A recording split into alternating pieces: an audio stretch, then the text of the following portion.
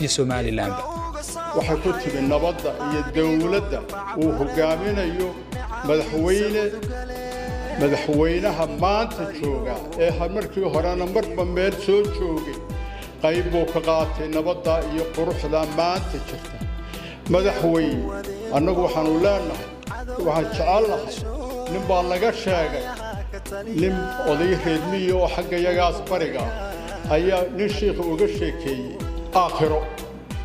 iyo nimcada taalle iyo jannada la helo sidoo uu eegayay ayuu odayga reedmiga wuxuu yiri war sheekh anu teedana la bartay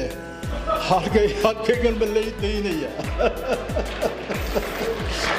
marka anagu waxaan leenahay war anagu adaan kula baranay runtii maraan musliimna iyo barwada adaan ku baranay marka waxaan ilaahay kaaga rajaynaynaa inaad noo joogtid oo xaq ku taagu ma hayno oo aan u bilowno adigaanu kula soo jabnay adaan ku naqaana adaan ku baranay marka taana waxaan kugu ducaynaynaa oo kugu garab siinaynaa joogitaanka taasina waa